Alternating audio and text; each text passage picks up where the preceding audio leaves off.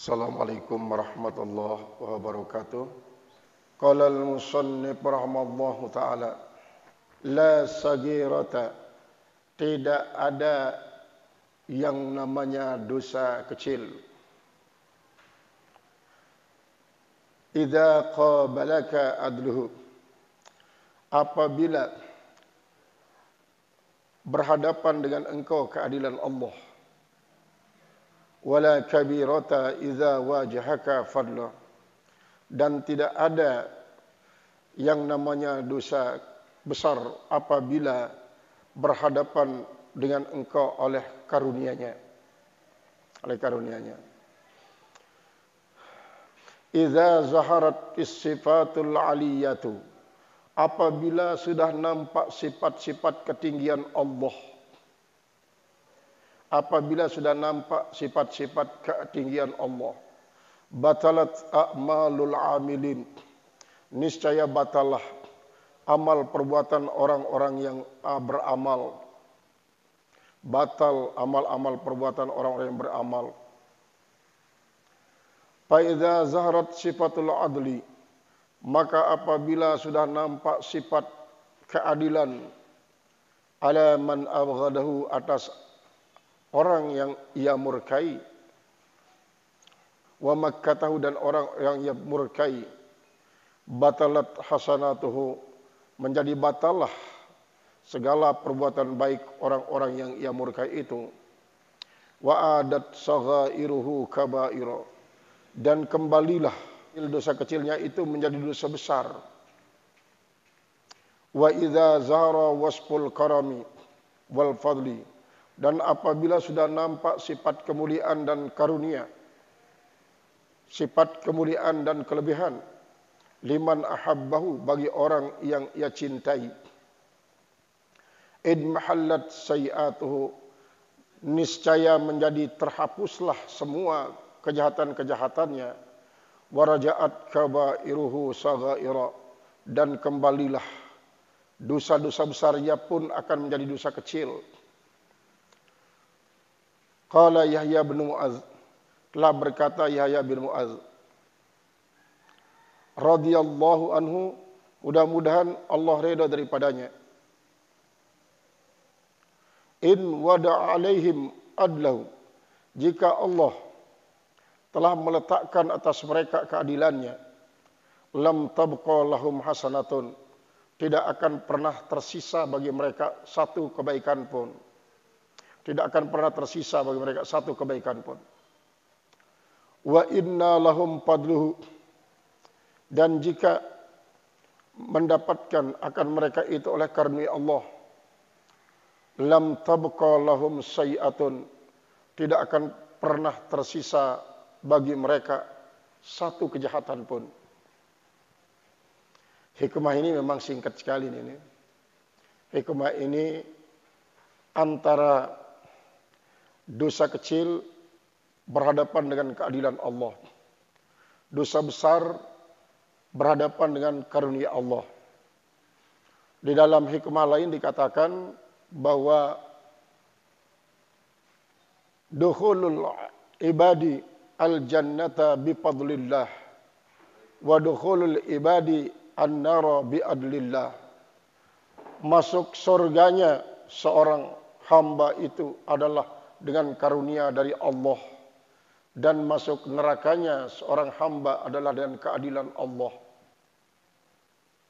Artinya, seandainya kalau surga itu adalah merupakan imbalan daripada amal saleh seorang hamba, lalu berhadapan dengan karunia Allah Subhanahu wa taala, niscaya tidak akan mencukupi pahala kita seumur dunia ini untuk menyebabkan Allah menjadikan dia sebagai alasan untuk memasukkan kita ke dalam surga.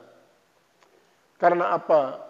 Karena sesungguhnya bagaimanapun besarnya nilai ibadah-ibadah kita, kalau kita pergunakan untuk menimbang nikmat-nikmat yang diberikan oleh Allah kepada kita, maka belum berarti apa-apa itu semua kebaikan. Begitu juga Kalau sebaliknya dosa-dosa yang dilakukan oleh umat manusia berhadapan dia dengan karunia Allah, maka berarti kalau karunia ini akan menyebabkan dosa itu menjadi tertutupi, yang besar menjadi kecil, bahkan yang kecil pun akan menjadi hapus mata-mata. Kalau dia berhadapan dengan fadlun, dengan kelebihan dan karunia Allah. Nah, justru keadilan Allah itu artinya apabila Allah mau menghitung apa yang diberikan kepada kita, lalu mau menghitung apa yang kita berikan buat Allah, tidak akan pernah bisa seimbang. Seperti kisah seorang Bani Israel yang minta kepada Allah Subhanahu wa taala agar bisa beribadah pada suatu tempat yang tidak bisa dijangkau oleh setan. Dia pun ditunjuki sebuah jalan menuju puncak gunung, di mana di puncak gunung itu ada sebuah mata air yang sangat jernih dan bening, tak pernah siapapun datang ke sana. Kemudian di samping kiri kanan itu mata air dikelilingi oleh buah-buahan yang cukup untuk menjadi makanan seorang abid ini. Sehingga selama 450 tahun dia beribadah tanpa gangguan setan sedikit pun.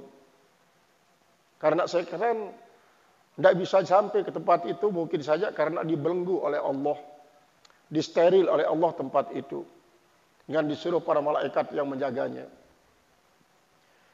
Maka begitu meninggal si soleh ini setelah beribadah 450 tahun, Allah pun memerintahkan dia dimasukkan ke dalam surga dengan rahmat Allah.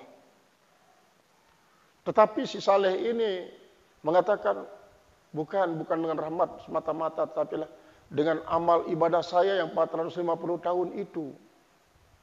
Ini maksud Allah sesungguhnya adalah untuk menunjukkan betapa besar anugerah Allah dan betapa kecil nilai daripada ibadah itu kalau diandalkan sebagai alasan untuk masuk surga. Akhirnya kalau begitu ayo berhentikan dia dulu sejenak. Lalu perhitungkan nilai ibadahnya selama 450 tahun dan bandingkan dengan nikmat penglihatannya selama 450 tahun itu. Begitu dihitung-hitung, satu nikmat mata saja ini, ada nikmat mata saja yang diperhitungkan. Maka nikmat memandang ini tidak pernah bisa dibayar oleh nilai ibadat 450 tahun. Padahal pala ibadahnya 450 tahun itu tak ada sedikit pun dikurangi. Bahkan justru dilipat gandakan. Akhirnya si soleh ini dikatakan, ayo, kalau sekarang ini saya mau menjadikan pahala amal salehmu menjadi alasan untuk masuk ke dalam surga, sementara tidak ada, karena semuanya sudah dipergunakan untuk membayar nikmat mata saja, belum nikmat mendengar, belum nikmat makan minum yang kau makan dan minum setiap kau berkendak, belum nikmat itu dan ini. Apa yang kau jadikan sebagai alasan untuk bisa masuk surga? Akhirnya barulah dia sadar, kalau begitu memang benar bahwa hanya fadlullah, anugerah Allah lah yang menyebabkan kita masuk ke dalam surga. Walaupun seperti pada pengajian-pengajian terdahulu, memang ada tanda-tanda yang diberikan kita oleh Allah Subhanahu wa taala, yaitu dalam bentuk kita dijadikannya sebagai orang muslim yang taat, kita dijadikannya berjuang berkhidmah untuk Islam, kita juga dijadikannya menjadi orang yang senantiasa bertobat dari segala macam kesalahan dan keliruan, bahkan kita termasuk orang mahfuzin, dipelihara daripada dosa. Ini semua anugerah Allah. Nah, kalau kita kaitkan dengan hikmah yang singkat ini memang benar. Memang benar. Kalau dosa kecil dihadapkan dengan keadilan Allah, Artinya di sini Allah memperhitungkan apa? Pertama, apa yang menyebabkan terdapat dosa? Misalnya sebab memandang misalnya. Nah, padahal Allah menjadikan mata ini adalah sebagai alat untuk memandang ayat-ayat yang menyebabkan kita menjadi semakin kuat keyakinan kepada Allah. Semakin bertambah ilmu, semakin bertambah itu dan ini. Tetapi kok kita gunakan dia berbuat dosa, apakah kita tidak malu pada Allah yang sudah menjadikan ini mata sebagai alat untuk melihat ayat-ayatnya? Kok kita pergunakan pada bukan yang tidak dibikin untuknya oleh Allah Subhanahu wa taala. Kita gunakan menjadi zaliman. Maka ini akan membuat semakin parah. Semakin parah dia. Sehingga begini. Kalau kita ibaratkan Allah itulah sebuah benda yang sangat putih bersih. Lebih putih daripada mutiara yang paling putih. Maka ketika mutiara yang sangat putih itu dijatuhi oleh sedikit saja bintik-bintik hitam, maka bintik hitam itu akan sangat jelas kelihatannya. Sangat jelas kelihatannya. Nah, seolah-olah kenapa kok bintik-bintik hitam ini tidak merasa malu dia jatuh kepada sesuatu yang sangat bersih. Tetapi kalau dia jatuh misalnya pada benda yang berwarna hitam, pada lebui misalnya, itu bintik hitam, maka tidak akan pernah kelihatannya dosa itu. Artinya bintik hitam tidak, kalau dia jatuh pada lebui, tidak akan kelihatan. Nah, begitu juga kita sesungguhnya bersalah kepada Allah.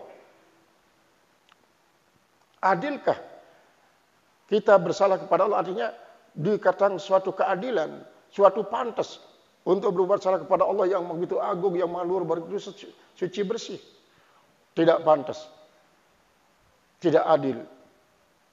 Maka oleh sebab itu Allah nanti tidak akan menilai dosa kecil yang kita lakukan itu dengan alat keadilannya. Sebab dia akan menjadi sangat besar kalau berhadapan dengan keadilan Allah. Begitu juga sebaliknya, yang namanya dosa besar sekalipun, sebesar apapun dosa kita, kalau berhadapan dengan fadlullah, karunia Allah, maka karunia Allah itu sangat-sangat raksasa ya. Dibanding dengan nyamuk-nyamuk kecil, maka raksasa itu tidak akan pernah terpengaruh oleh nyamuk-nyamuk kecil yang hinggap di ujung sayapnya. Tak akan pernah terpengaruh. Berarti dalam hal ini Allah lebih menggunakan fadilahnya ketimbang adlunya untuk menyikapi dosa daripada hambanya. Sekalipun dosa besar akan disikapi oleh Allah dengan fadlullah, bukan dengan adlullah. Karena kalau adlullah justru dia akan menjadi sangat besar. Bagikan apa? Bagikan benda kecil yang jatuh di atas mikroskop. Maka nanti benda kecil itu kalau di hadapan mikroskop dia akan sangat besar kelihatannya. Maka oleh sebab itu dia akan berimbang dengan fadlullah. Apa yang dikatakan oleh Yahya bin Mu'az Ar-Razi ini, jika Allah Subhanahu wa taala meletakkan atas mereka keadilannya, maka sebesar apapun kebaikan daripada makhluk itu akan menjadi habis kalau dia berhadapan dengan keadilan Allah. Sebaliknya, kalau dia berhadapan dengan fadlullah, sebesar apapun dosa itu tidak akan pernah tersisa. Tidak akan pernah tersisa, akan habis dia. Karena fadlullah yang main. Jadi, apa yang dikatakan oleh beliau ini adalah tidak bertentangan dengan apa yang diterangkan oleh Allah Subhanahu wa taala, bahwa innal hasanati yuzhibnas sayiat. Sesungguhnya kebaikan-kebaikan itu akan menghapus segala macam dosa. Kebaikan dalam hal ini fadlullah diwujudkan dalam bentuk diberikannya kemampuan pada hambanya untuk melakukan sebuah kebagusan atau bertubi-tubi kebagusan, Misalnya setelah kita sholat, kita zikir, kita juga beristighfar, kita berselawat, kita berdoa kepada Allah. Ini semuanya adalah menunjukkan ketawaduan. Ini merupakan rentetan daripada kebagusan-kebagusan. Maka itu fadlullah. Ketika pada satu saat kita melakukan perbuatan terlarang, terlanjur kita lakukan, maka kebagusan yang sebelumnya juga akan berpengaruh kepada kejahatan itu sebagai penghapus. Apalagi perbuatan bagus yang sesudahnya, sudah itu si kejahatan. Itu yang dinyatakan oleh Allah Subhanahu wa taala, sehingga maksud Allah menerangkan hal itu, jangan sampai kita sebagai hambanya berputus asa terhadap apa yang kita lakukan berupa kejahatan-kejahatan yang kemungkinan menurut anggapan kita sangat besar dosanya, lalu kita berputus asa. Jangan. Qala wa min du'aihi radhiyallahu ta'ala, dan di antara doa-doanya, mudah-mudahan Allah Subhanahu wa taala ridha daripadanya, Ilahi in ahbabtani ghaffarta sayiati. Wahai Tuhanku, jika kau mencintai aku, pasti kau akan ampuni segala kesalahanku. Jika kau mencintai aku, pasti kau akan mengampuni segala macam kesalahanku. Wa in makattani, dan jikalau kau memurkai aku, lam takbal hasanati, pasti kau tidak akan pernah terima segala macam kebaikanku. Kan begitu. Dalam naluri kemanusiaan saja kita gambarkan ya. Kalau kita sedang senang kepada orang, baik kita senang kepada masyarakat, salah seorang tangga, atau senang kepada pasangan kita masing-masing, senang kepada anak kita, maka apabila pasangan yang sedang kita senangi atau siapa saja yang kita senangi itu berbuat kejelekan kepada kita, maka kita tidak pernah menganggap dia sebagai sebuah kejelekan. Tapi justru kita jadikan dia sebagai lambang daripada kesenangannya. Kalau dia mengatakan sesuatu,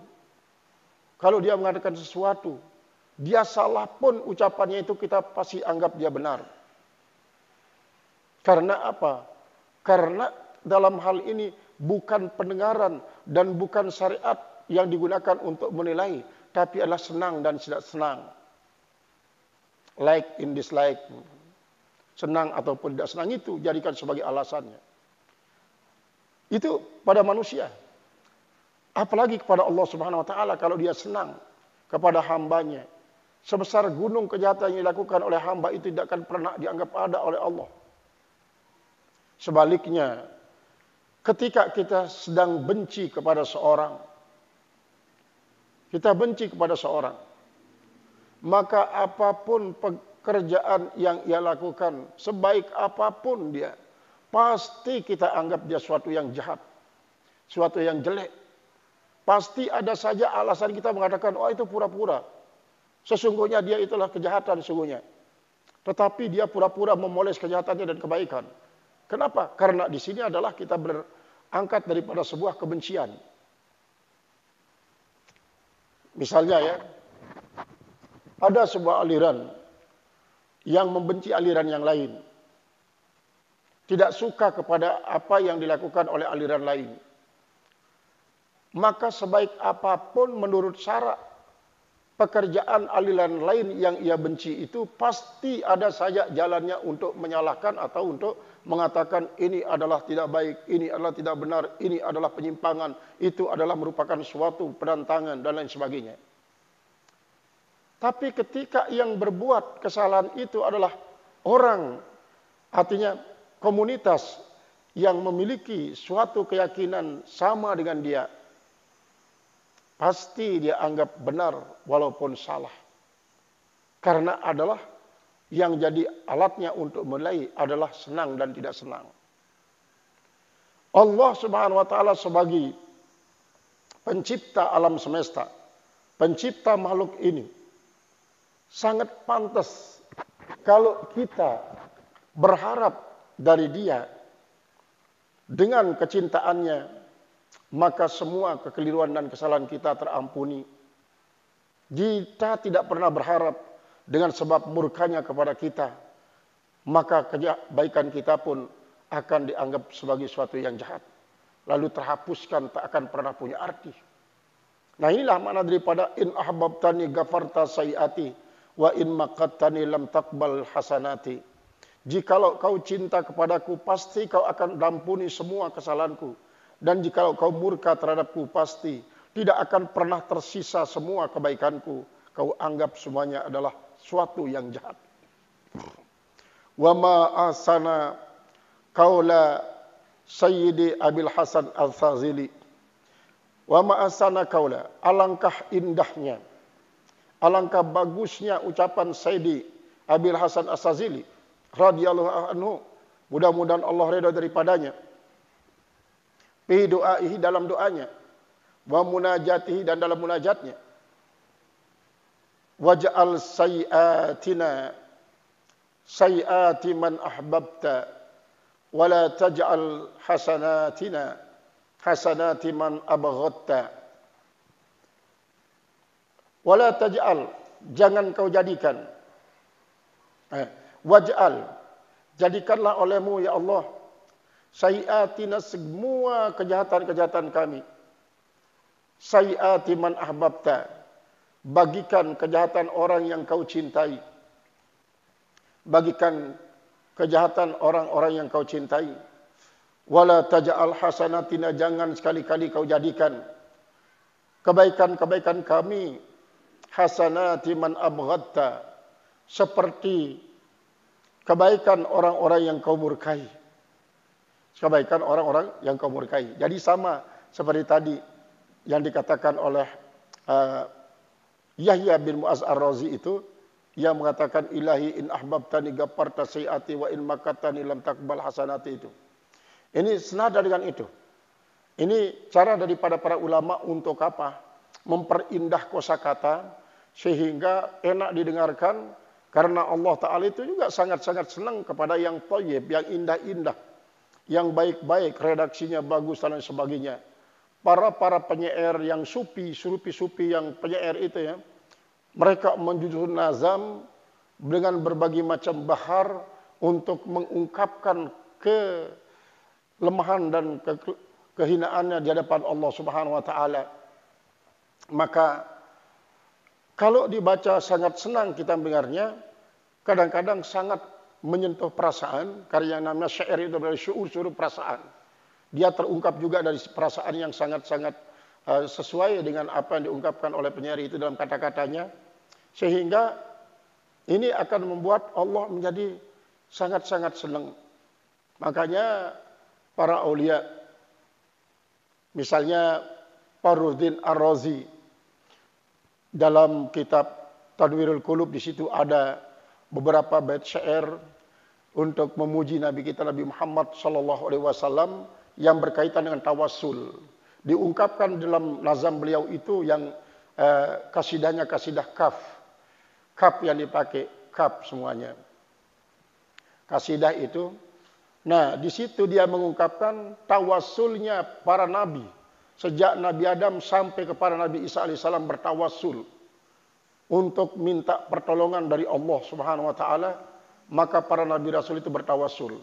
Itu terdapat di dalam kitab Tanwirul Qulub yang membicarakan tentang tauhid nubuwah, yaitu di mana salah satunya nabi kita yang diungkapkan kemuliaan-kemuliaan beliau, lalu disusunlah sebuah kasidah yang begitu indah oleh Imam Fakhruddin Ar-Razi itu. Nah, ini para aulia juga begitu, para ulama-ulama lain begitu, termasuk beliau ini Imam Ibnu Athaillah dalam munajatnya dia mempergunakan kata-kata yang sangat indah. Itu memang sengaja adalah untuk merayu Allah, agar Allah pun terayu oleh hambanya yang sedang membutuhkan pertolongannya. Sehingga di saat itu seorang hamba sangat menonjolkan kebaikan-kebaikan Allah dan juga menonjolkan kelemahan-kelemahan dirinya sebagai hamba. Allah yang memiliki kebaikan semacam itu sangat pantas untuk mengangkat makom dan martabat orang-orang yang sedang merasa dirinya di hadapannya. Kan kehinaan perasaan di hadapan Allah Ta'ala ini adalah suatu yang sangat-sangat dicintai oleh Allah. Sebaliknya, kalau orang itu belum sudah menonjolkan apa? Menonjolkan keunggulannya di hadapan Allah, tetapi dengan nada yang tidak menunjukkan kerendahannya. Misalnya ada orang bertawasul dengan kebaikannya misalnya. Itu bisa, boleh. Seperti halnya 3 orang yang terjebak di dalam pintu gua oleh batu yang besar. Ketika dia mau pergian, masing-masing bertawasul dengan kebaikannya terhadap dirinya, kebaikannya terhadap orang lain, kebaikannya juga terhadap Allah Subhanahu wa taala. Jika itu semua engkau anggap menjadi kebaikan hamba ya Allah, maka jadikanlah dia sebagai pertimbangan untuk membukakan kami ini pintu dari sumbatan batu yang besar itu. Maka dengan demikian dia terbuka sedikit demi sedikit itu batu, airnya mereka bisa keluar. Ini artinya mengungkapkan kebaikan bukan suatu kesombongan, tapi sesungguhnya kebaikan yang diungkapkan ini sebagai bentuk pengabdian. Bukan sebagai prestasinya, tapi pengabdian kepada Allah dan kepada sesama. Adapun kalau orang mengungkapkan kebaikan-kebaikannya bukan sebagai suatu pengabdian, tetapi adalah suatu apa? Suatu caranya untuk mempengaruhi Allah dalam bentuk kata-kata yang menunjukkan kesombongan. Dan katakan, coba kalau bukan saya yang menolong orang-orang yang kebakaran itu, ya Allah, mereka hambamu itu semuanya mati. Kalau bukan saya yang membantu orang-orang yang direndam oleh kebanjiran itu, ya Allah, kami mendatangkan itu dan ini, maka semuanya hamba bukan mati. Nah sekarang kalau kau tidak berikan balasan kepada saya, berarti kau tidak pernah bisa membayar belas kasihan orang, tak pernah bisa membayar jasa hambamu. Ini akan menjadikan dia menjadi hina orang itu. Karena apa? Dia menonjolkan itu semua karena kesombongannya, bukan karena ketawaduannya. Qala al-musannif rahimahullahu ta'ala, fal ihsanu, maka kebaikan, la yanfa'u ma'al bughdi minka. Fal ihsanu, maka kebaikan itu, la yanfa'u, tidak akan bisa bermanfaat, ma'al bughdi minka, bersama kemarahan daripada engkau. Wal isaatu, dan kejahatan, la tadurru, tidak akan pernah berbahaya, ma'al hubbi minka, bersama kecintaanmu.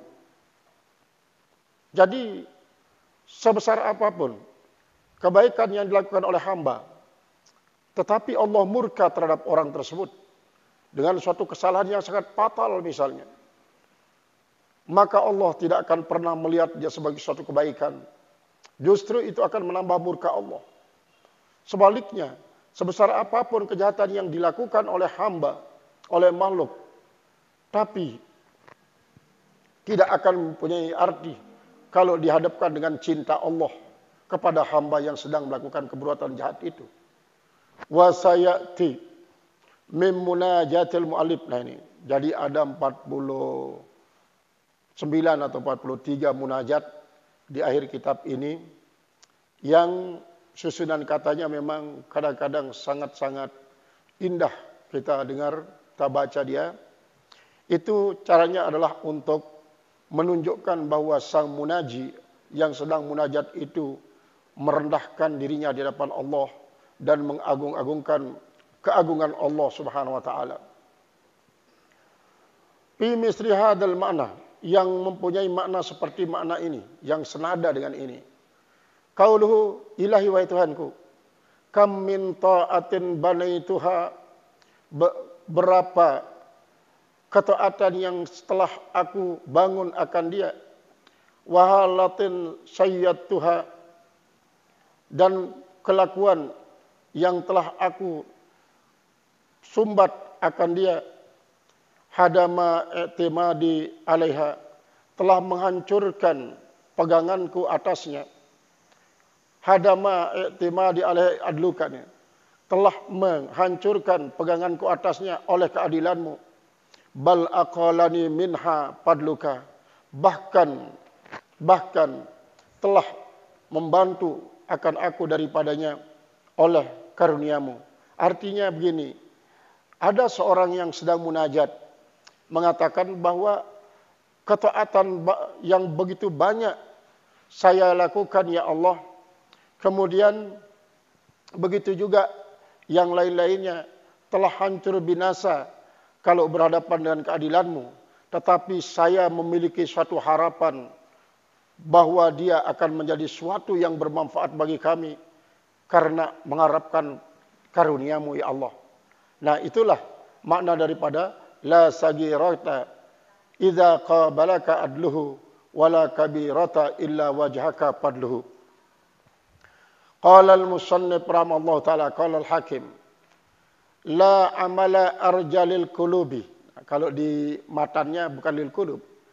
La amala arjalil kabuli. Itu dari matanya di samping itu di sini. Di luar garis itu di sana. La amala arjalil kabuli katanya. Kalau ini la amala arjalil qulubi. Tidak ada amalan yang sangat memberikan harapan di dalam hati, bagi hati. Min amalin, daripada sebuah amalan yagibu angka syuhuduhu, yang gaib daripada engkau kesaksiannya. Wa yatakiru indaka wujuduhu, dan menjadi hina di sisimu keberadaannya. Ini kalau kita lihat di yang lil kabuli itu artinya tidak ada sebuah amalan yang lebih diharapkan diterima oleh Allah Subhanahu wa taala dibanding dengan sebuah amalan yang kita sendiri lupa untuk melakukan itu amalan. Artinya sudah kita lakukan ya sudah kita lupa. Sudah nanti Allah yang menilainya. Allah yang menilainya. Kemudian ada amalan yang kita ingat-ingat dia. Oh, saya sudah buat ini, saya sudah buat ini. Saya sudah melakukan itu dan ini. Justru amalan jahatnya dia lupakan. Amalan baiknya saja dihitung-hitung. Dia tidak pernah menghitung perbuatan jahatnya. Dalam hadis kan juga ada disebutkan semacam itu. Di antara tanda-tanda amal baik kita itu diterima oleh Allah Subhanahu wa taala apabila setelah kita lakukan kita tidak pernah mengingat-ingat kebaikan itu. Tidak pernah kita ingat-ingat itu kebaikan. Kita langsung serahkan kepada Allah. Biarlah Allah sudah mengaturnya. Di antara terampuninya perbuatan-perbuatan dosa kita apabila perbuatan dosa itu senantiasa menghantui kita, lalu kita didorong untuk bertobat. Sebaliknya, tanda daripada amal saleh itu tidak diterima dan tanda daripada kejahatan itu tak terampunkan apabila itu kebagusan itu saja yang kita ingatkan, kita hitung, justru itu saja yang kita ingatkan. Membuat kita kadang-kadang berarti sudah banyak ini amal saleh saya. Kalau begitu tidak apa-apalah. Sekarang saya tidur dulu. Nanti sudah akhir-akhir waktu saya sholat. Karena sudah betapa banyak perbuatan bagus saya. Jadi kalau sekarang ini saya coba untuk sedikit saja kurangi kan tidak apa-apa. Toh yang lama itu sudah banyak. Akhirnya apa? Dia sudah mulai merasakan dirinya banyak kebaikannya. Dan inilah nanti yang membuat orang itu menjadi diistidraj oleh Allah Subhanahu wa taala. Cara dia tidak sadar meninggalkan kebaikan-kebaikan itu dengan alasan bahwa sudah banyak kebaikan yang ia lakukan. Begitu juga dia akan diistidraj oleh Allah Subhanahu wa taala ketika dia tidak pernah mengingat akan kejahatannya. Kan kemarin perbuatan jahat yang kemarin kan kecil itu. Sudah diampuni oleh Allah Subhanahu wa taala. Kalaupun sekarang ini saya sengaja melakukan perbuatan jahat, ya Allah pasti akan mengampuninya. Terus ya begitu. Akhirnya terbiasa dia meninggalkan kebaikan dan terbiasa dia tidak merasakan berdosa atas kejahatan yang dia lakukan. Ini orang istidraj. Yang diistidraj oleh Allah, orang yang dihulurkan oleh Allah Subhanahu wa taala. Maka perbuatan baik yang paling diharapkan oleh hati untuk diterima oleh Allah Subhanahu wa taala yaitu adalah suatu perbuatan setelah kita lakukan dia kita lupakan. Kita lupa dia. Sebaliknya, kalau perbuatan-perbuatan jahat selalu kita ingat yang akan mendorong kita selalu beristighfar dan bertobat. Pinnashi di dalam ibarat al-mawjudati yang terdapat bi'aidina di hadapan kita ini. La amala arjalil qulub katanya. Tidak ada amal ibadah yang lebih menaruhkan harapan bagi hati. Bagi hati. Min amalin, daripada sebuah amalan.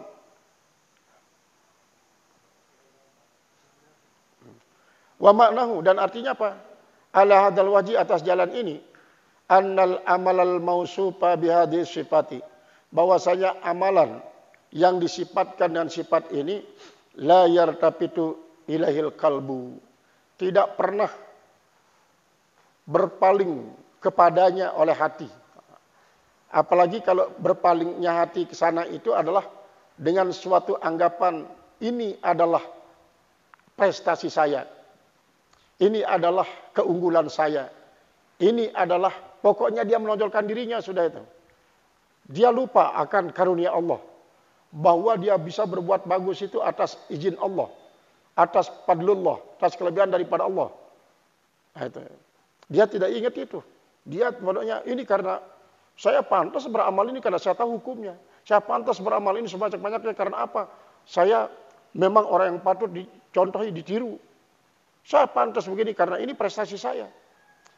Ini bakalan tidak diterima oleh Allah Subhanahu wa taala. Karena apa? Karena dia menonjolkan dirinya, bukan menonjolkan Allah.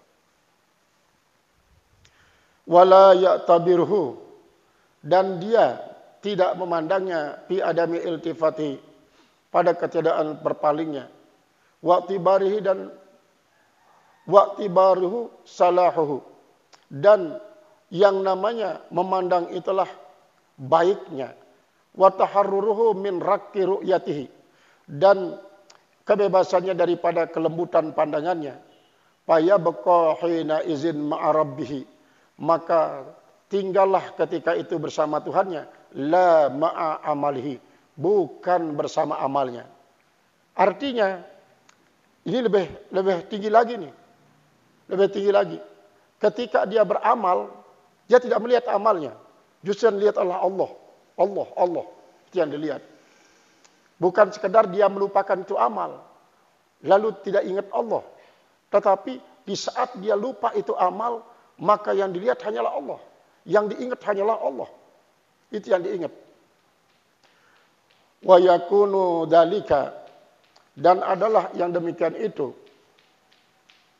Artinya keadaan semacam itu, sifat semacam itu, mudhafun takdiruhu, yaitu disandarkan takdirnya la amala arja li salahil qulub. Kalau dikatakan seperti dalam hikmah ini, maka artinya kata beliau, tidak ada sebuah amal ibadah yang lebih menaruh harapan bagi kebaikan hati. Berarti di sini adalah untuk perbaikan hati. Karena apa? Orang-orang yang salik, orang-orang yang murid, itu adalah pertama dia berusaha untuk menata hatinya. Untuk menata hatinya, untuk membaca hatinya. Maka itu sebabnya para sebagian sufi, dia tidak bangga terhadap orang-orang yang pintar membaca kitab, pintar menerjemahkan, pintar dia untuk memahami, bahkan pintar untuk menguraikan, pintar untuk memberikan pencerahan kepada orang. Tetapi sebaliknya dia tidak bisa membaca hatinya. Tak bisa membaca hatinya. Artinya, walaupun mungkin dari segi penguasaannya kitab, dia tidak begitu pandai menguasainya. Cuma dengan penjelasan para guru dia paham. Lalu dia coba dengan pahamnya itu untuk menilai hatinya. Artinya kan begini, kita tahu mana yang namanya hasad, mana yang namanya hikdon, mana yang namanya ujub, mana yang namanya riya, mana yang namanya sum'ah. Nah, sewaktu-waktu itu dia renungi. Apakah dalam hati saya ini masih ada hikdon ya? Astagfirullah, ada dia bilang. Si Anu dulu 2 tahun yang lewat, saya sudah marahi dia. Sampai sekarang masih saya tidak suka melihat dia. Saya tidak suka melihat dia. Mohon maaf, kita tidak bermaksud menjadikan Rasulullah menjadi contoh. Ketika Hamzah, paman Rasulullah, dibunuh oleh Wahsy, Rasulullah mengutuk Wahsy. Tetapi Allah menegur dia, jangan. Karena boleh jadi nanti dia akan bertobat dengan taubatan nasuha. Atau biarkan nanti Allah yang mengazab dia. kalau memang dia pantas untuk diazab. Pokoknya kamu tidak usah kasih nilai kepada si Wahsy. Akhirnya betul Wahsy itu melalui bujukan daripada Sayyidina Bilal, karena dia berkeluarga dengan Bilal, Wahsy akhirnya bertobat, masuk Islam dia. Bahkan dia ingin menebus kesalahannya dengan membunuh siapa si kafir-kafir itu. Akhirnya dibunuhlah Musailamah Al-Kadzdzab pada zaman Abu Bakar Siddiq. Tapi ketika Rasulullah masih hidup, begitu Wahsy datang dia duduk di hadapan Rasulullah. Wahsy, di belakang kamu.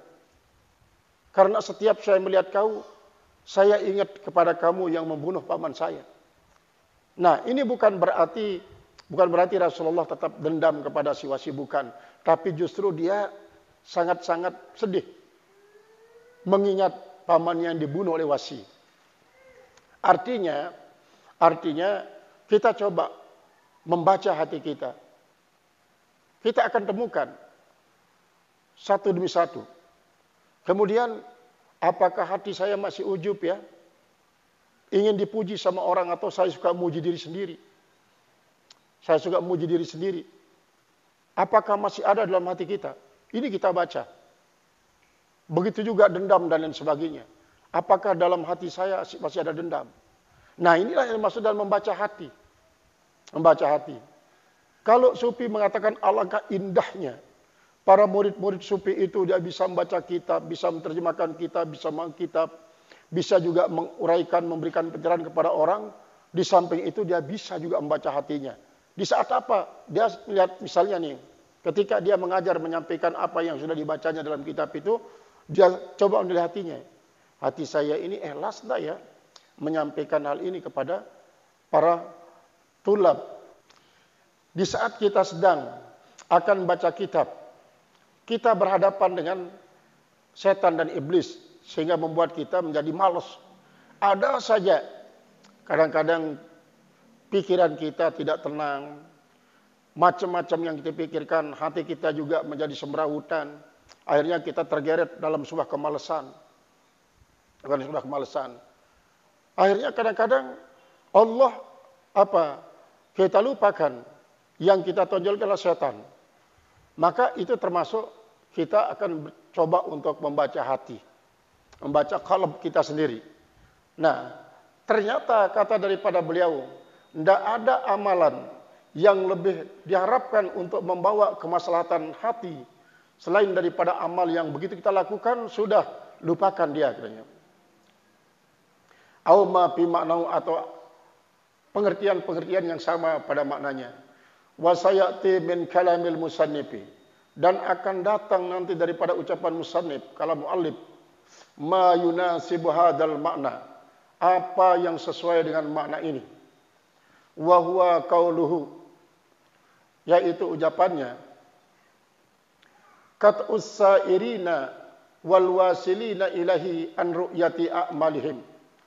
Qat'us sairin, terputusnya orang-orang yang berjalan karenanya, wal wasilina ilahi, dan orang-orang yang berjalan kepadanya, an ru'yati a'malihim, dengan sebab melihat amal perbuatan mereka, wa suhudi ahwalihim, dan menyaksikan kelakuan-kelakuan mereka, ila akhir, dan sampai ke lainnya. Artinya orang yang sedang asik berjalan menuju Allah, bahkan orang yang akan sebentar lagi sampai kepada Allah, menjadi terjegal di tengah-tengah perjalanannya atau di penghujung perjalanannya untuk sampai kepada Allah, lantaran dia melihat amalnya sendiri, bukan dia melihat Allah yang memberikan dia karunia untuk bisa beramal. Maka tentu sebaliknya akan sangat-sangat optimis untuk bisa sampai kepada Allah. Orang-orang yang beramal, begitu dia mulai beramal, justru yang diingat adalah Allah, Allah, Allah, Allah. Allah saja yang diingat dalam beramalnya. Sehingga dia di situ pasrah. Mana maunya Allah untuk menggerakkan tangannya ketika mengangkat takbiratul ihram, mengangkat tangannya ketika dia turun pada ruku, mengangkat tangannya, begitu juga kepada ucapannya, kepada hatinya. Dia serahkan kepada Allah. Seolah-olah dia mengatakan, ya Allah, hamba serahkan diri saya. Hamba sudah berniat beribadah salat ini karena Engkau ya Allah.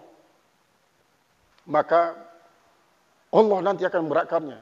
Kemungkinan juga dalam gerak-gerik kita itu kalau dinilai dari segi syarak, dia lupa tadi ruku beliau ini, dia lupa tadi sujud, dia lupa. Nah, kadang-kadang seperti itu. Nah, mungkin menurut penilaian syarak sudah salah. Karena apa? Tidak ada ruku. Tidak ada ruku.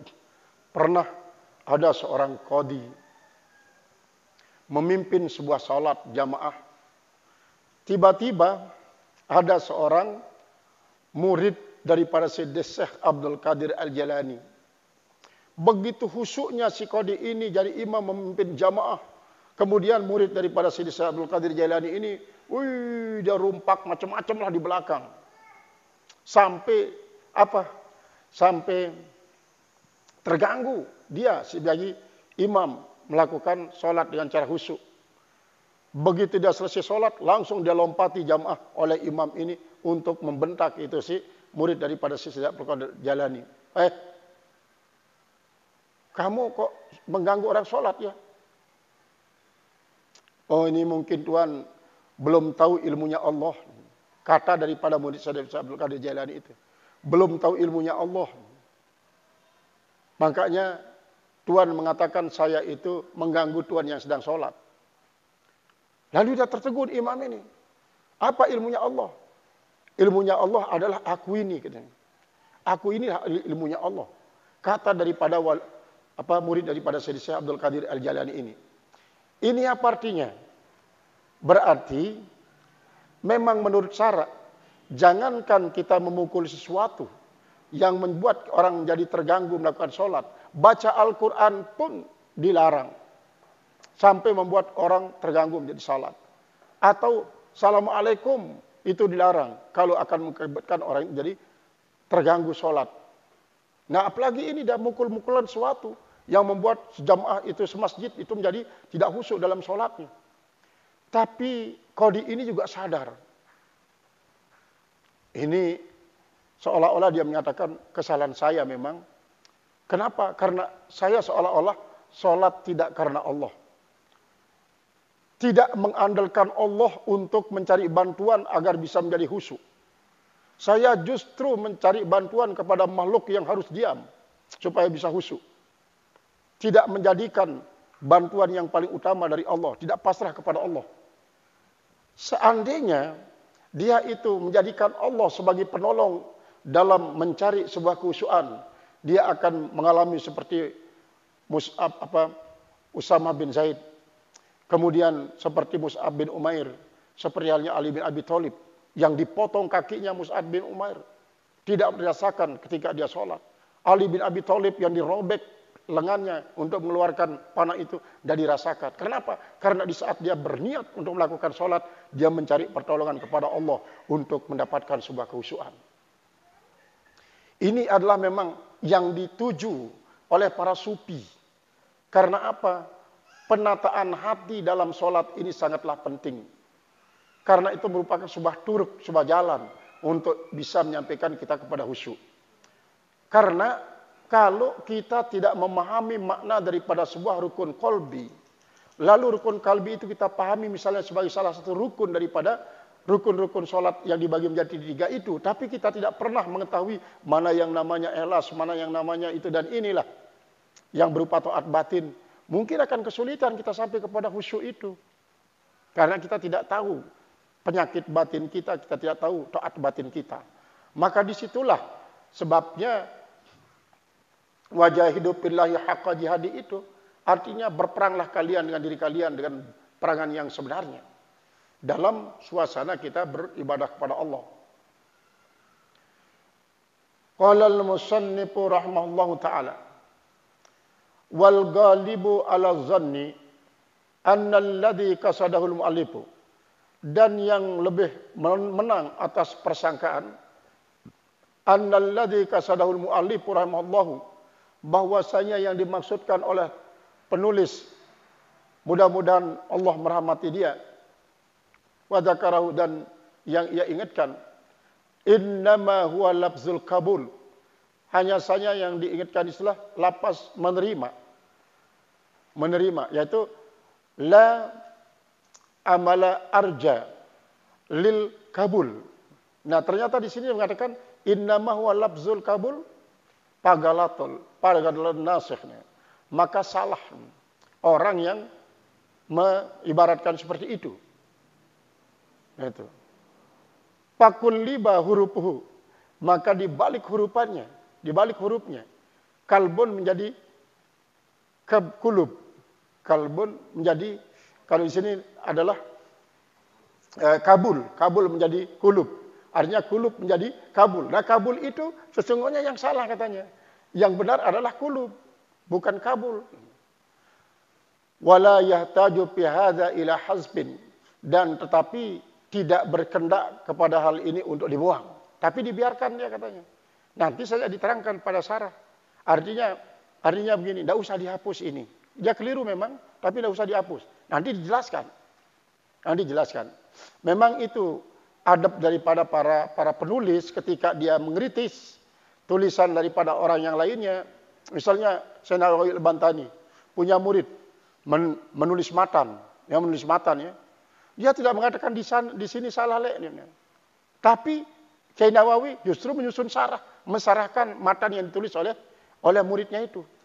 Begitu juga sebaliknya, ketika Kiai Nawawi menulis matan, disarahkan oleh muridnya, dia tidak mengatakan, yai di sini salahnya.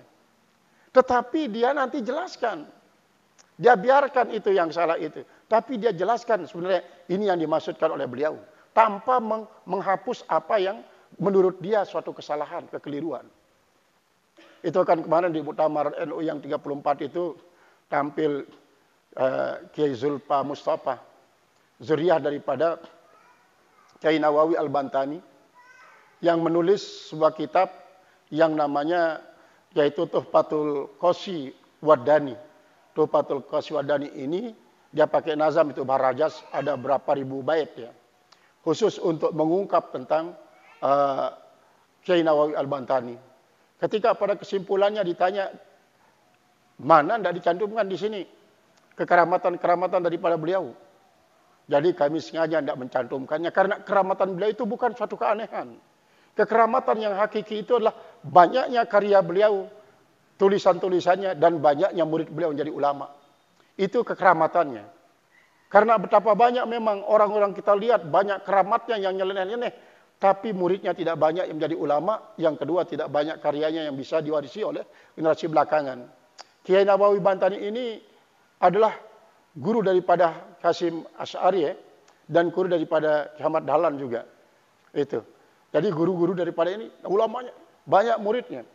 Sehingga Kiai Nawawi Al-Bantani itu dia memang banyak keramatnya, tapi tidak diungkap kalau keanehan-keanehan itu, karena itu kan membuat orang menjadi kultus ini nanti yang tidak dibenarkan lah, tidak diharapkan oleh keluarganya. Tapi kalau mewarisi kitabnya, kalau bayangkan yang kita pelajari itu misalnya Madarijus Su'ud karya beliau, Riyadul Bari'ah karya beliau, kemudian juga ini Riyadus Shalihin juga karya beliau, banyak karya-karya beliau. Yang kemudian yang terbesar adalah Mirahul Bait An-Nawawi, tafsir Nawawi itu.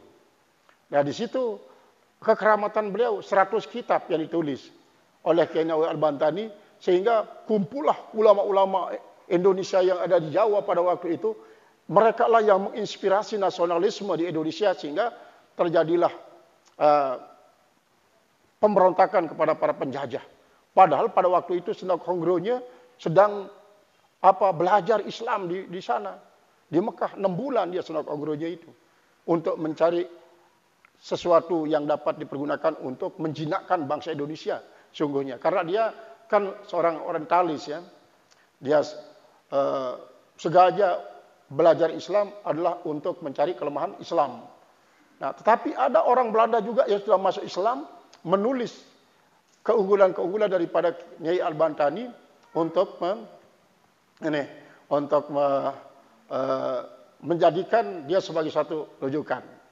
Nah, ini juga kita harapkan kepada pengurus Palahi ya, supaya bisa menulis sebuah buku atau kitab untuk menguraikan sejarah Al-Makfurlah Tuan Guru Haji Abdul Halim, sehingga nanti bisa dibedah pada waktu muktamar kedua Palahi ini. Jadi itu kita harapkan, karena ke depan Palahi ini akan menjadi besar sebenarnya. Karena apa? Kita lihat para alumni sudah begitu maju pemikirannya baik dalam bidang agama maupun bidang ekonomi dan keduniaan lah pada umumnya. Artinya bisa bersaing dengan alumni-alumni dari pondok pesantren lain, bahkan perguruan-perguruan tinggi lain. Nah, jadi kita yang sekarang ini boleh dibilang membangun sebuah pondasi. Nanti mereka yang meneruskan bangunannya. Jadi sejelek apapun sekarang, tetapi ada semangat kita untuk menjadikan pondasi ini sebaik-baiknya. Sehingga pada muktamar nanti harus ada di bedah buku tentang ya sahsiah daripada Al-Maghfurlah Tuan Guru Haji Abdul Halim, sehingga semakin besar nanti pondok pesantren Al-Halim ini, itu semakin kentara keramatan beliau. Kekeramatan beliau itu bukan seperti tadi itu yang aneh-aneh, tapi banyaknya muridnya yang alim, banyaknya zuriyah, baik zuriyah talabiyah ataupun zuriyah nasab itu akan banyak, itu sebagai salah satu bentuk keramatan, di mana zuriyah beliau terus berketurunan kesinambungan menjadi ulama-ulama yang melanjutkan kegiatan beliau sampai hari kiamat. Inilah kekeramatan yang sejati.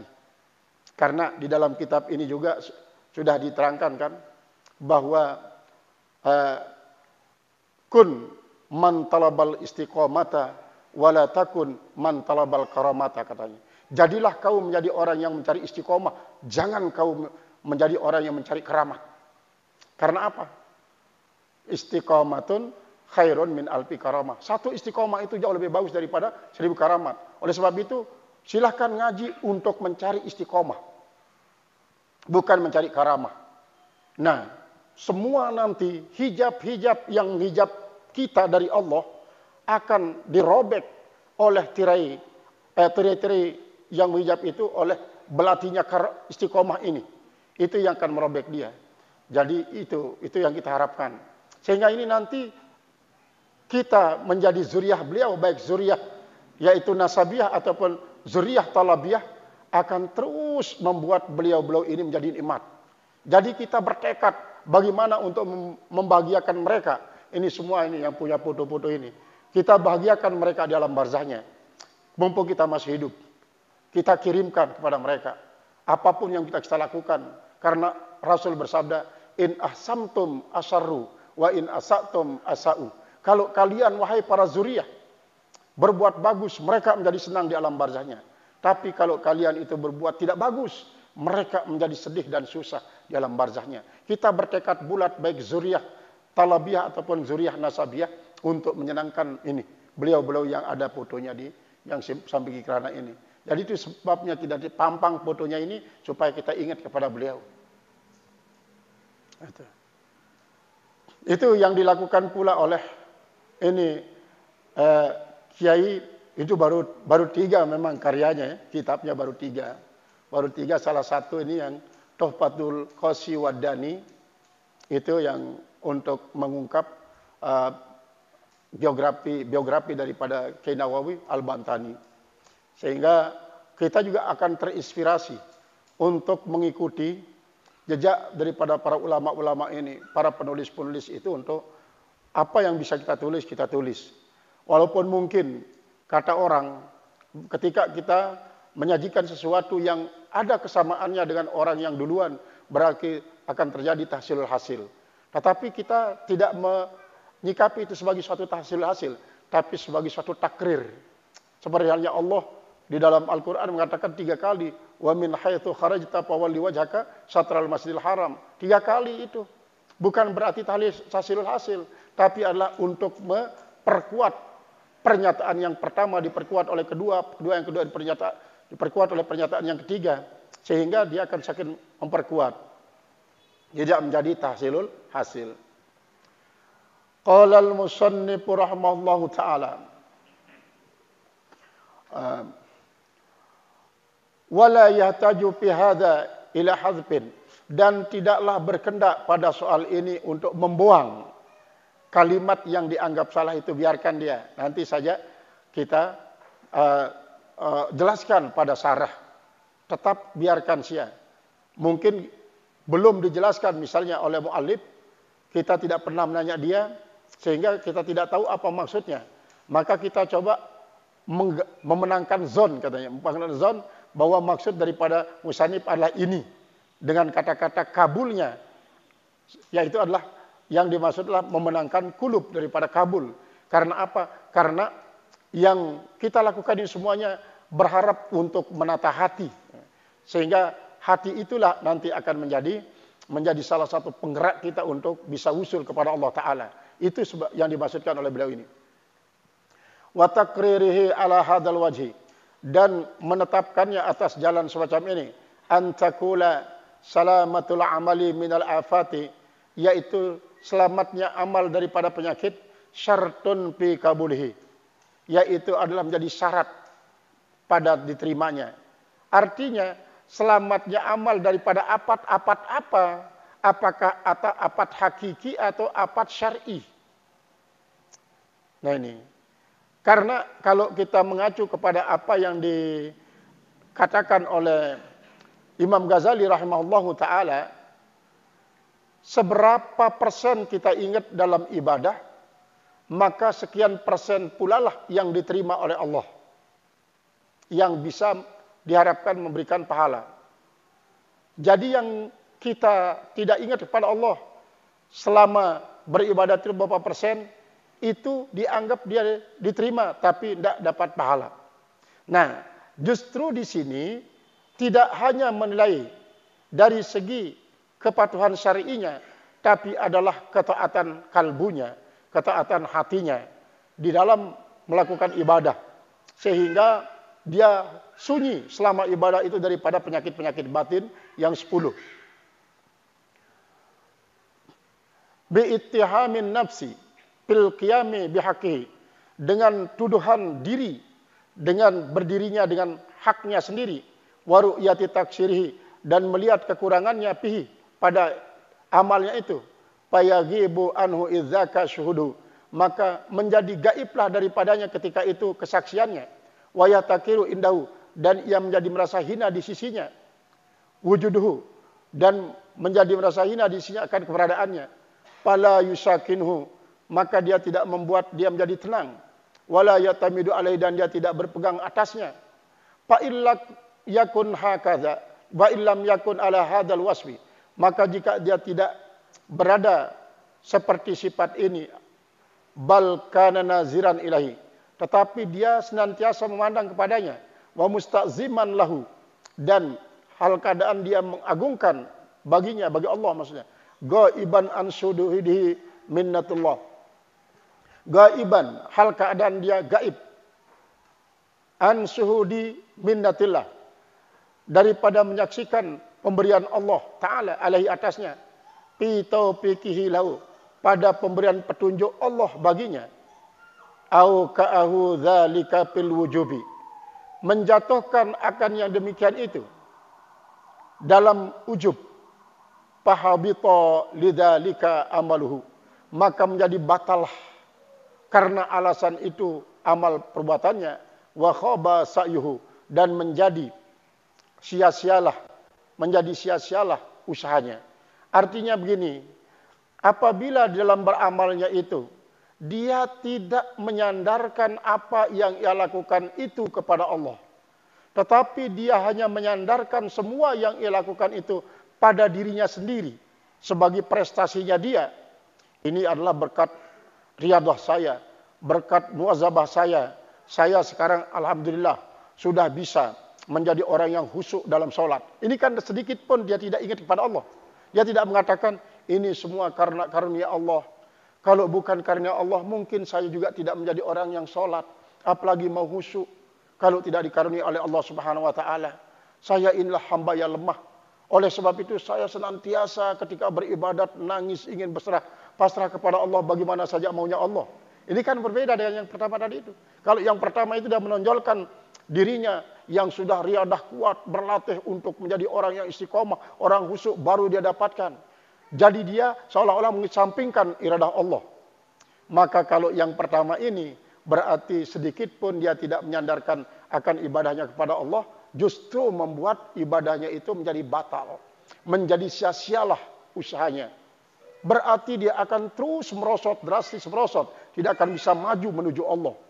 Tetapi apabila terjadi sebaliknya, pokoknya begitu dia berniat lillahi ta'ala, Saya serahkan sudah kepada Allah bagaimana saja maunya Allah. Hamba ini tidak bisa sudah berbuat apa-apa tanpa ada karunia daripada Allah. Maka justru Allah nanti akan menggeret dia. Ini hambaku yang lemah, membutuhkan bantuanku.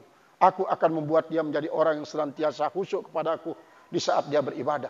Nah, itu adalah kalau kita menyandarkan segala sesuatu amalia kita ini kepada Allah. Dan tentunya setelah kita mengetahui ini syarat sahnya, ini rukunnya dan lain sebagainya. Qala Abu Sulaiman radhiyallahu anhu, telah berkata Abu Sulaiman, mudah-mudahan Allah reda daripadanya, ma istahsantu min nafsi amalan, saya tidak pernah menganggap baik dari diri saya akan sebuah amalan, fahtasabtuhu, maka saya menghitung-hitung dia. Artinya begini, selama saya beribadah itu, saya tidak pernah menganggap amal ibadah itu saya baik lantaran diri saya yang rajin belajar. Lantaran diri saya yang tetap riyadhah. Lantaran diri saya yang tetap muakabah. Saya tidak pernah mengatakan seperti itu katanya. Tapi sebaliknya, mafhumnya berarti sebaliknya. Saya selalu mengembalikan kepada Allah. Apapun yang saya lakukan setelah tidak disalahkan oleh syariah, saya serahkan kepada Allah karena ini merupakan suatu anugerah Allah.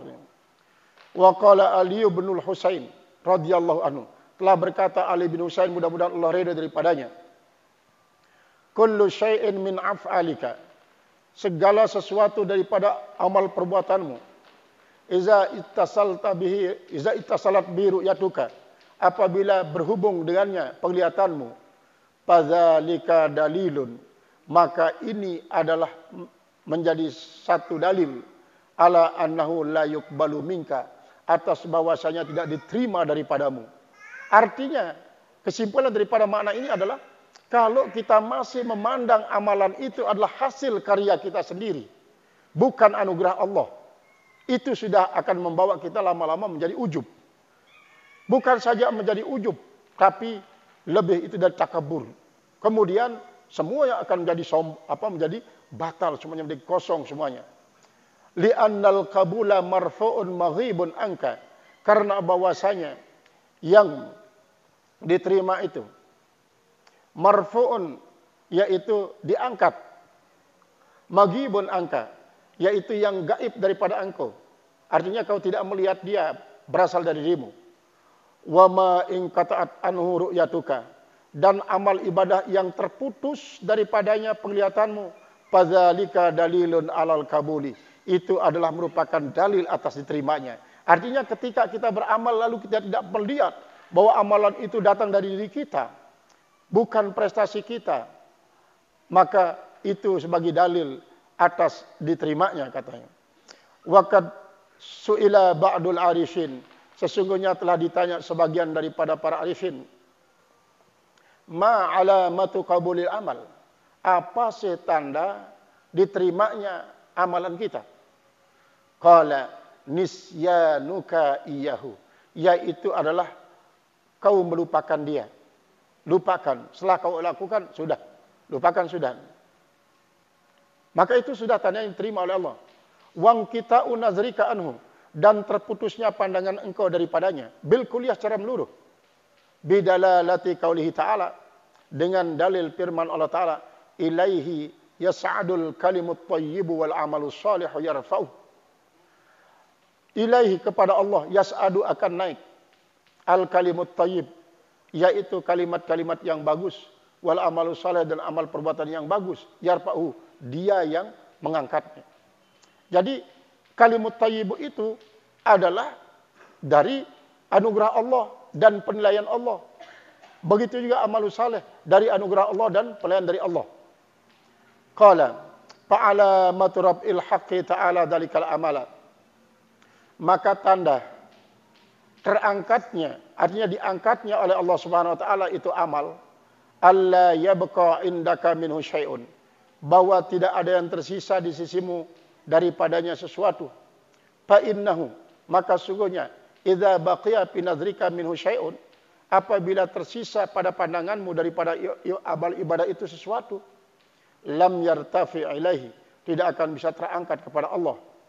li bainunati baini indiyatika wa indiyatihin. Karena sangat jelas perbedaan antara kesisianmu dan kesisian dia. Artinya kau berada di sisi dirimu atau di sisi dia. Itu sangat jelas katanya. Berarti kalau kita masih berada di sisi kita sendiri, berarti tidak pernah tinggal landas daripada kedirian kita menuju kedirian Allah. Padahal kita ingin untuk menuju Allah. Tapi selama kita terus tak pernah tinggal landas daripada kedirian kita, karena kita mengakui semua ini adalah prestasi kita, bukan ada anugerah Allah, maka itu tandanya belum diterima oleh Allah katanya. Payam bagi lil abdi, maka sangat bagus bagi seorang hamba, idza amila amalan, apabila dia mengamalkan suatu amalan, ayyakuna indahu nasyan mansia, bahwa ada di sisinya yaitu lupa dan dilupakan, bima zakarnahu, dengan apa yang telah kami sebut akan dia, min ittihamin nafsi, di antara tuduhan-tuduhan diri, kebohongan-kebohongan diri terhadap dirinya, ru'yatut taksiri, yaitu adalah melihat akan kekeliruan-kekeliruan, hatta yasulalahu kabulahu, sehingga dia menerima baginya kan nerimanya. Artinya begini, maksudnya adalah di antara tanda-tanda kita dapat mengetahui bahwa kita beribadah dan Allah menerimanya adalah apabila kita tidak pernah menonjolkan keakuan kita di hadapan keakuan Allah. Tidak pernah kita menonjolkan egoisnya kita. Kita utamakan egoisnya Allah. Allah egois wajar karena dia berkuasa dalam segala sesuatunya. Di mana egoisnya Allah? Jangan kau menyembah kecuali karena saya. Dan kau harus mengakui bahwa kau menyembah itu juga adalah merupakan anugerah daripada saya. Itu kita luluh di situ, kita masuk, kita panak dalam keegoisan Allah. Jangan sedikit pun ada egois dalam diri kita yang mengatakan seperti kisah yang tadi itulah, dia mengatakan bahwa sama masuk surga adalah lantaran amal saya, bukan karena rahmat Allah. Maka Allah menjegal dia. Tidak usah kau masuk surga kalau begitu, karena saya yang punya surga. Jadi Allah Subhanahu wa taala tegas dalam hal itu. Bukan kau masuk surga lantaran amalmu, tapi karena anugerah saya. Nah, semua ini diberitahukan kepada kita, maka tujuannya adalah supaya bagaimana kita bisa membaca niat kita, hati kita, sampai kepada kepasrahan total kepada Allah yang akan menilai apa yang kita lakukan ini baik dan benarnya. Yang penting kita coba melihat dari kisi-kisi syariahnya, alhamdulillah sudahlah. Sudah, ini pun anugerah Allah, lalu kita serahkan kepada Allah. Tugas kita lah beribadah, bukan menilai ibadah kita sendiri. Yang menilainya adalah Allah setelah Allah memberikan anugerah. Nah, itulah makna daripada, singkat sekali dia memang ini, tapi banyak pembahasannya. Qala innama awrada alaikal waridu litakuna bihi alaihi waridan wallahu alam bisawab, ilal marji'il ma'ab.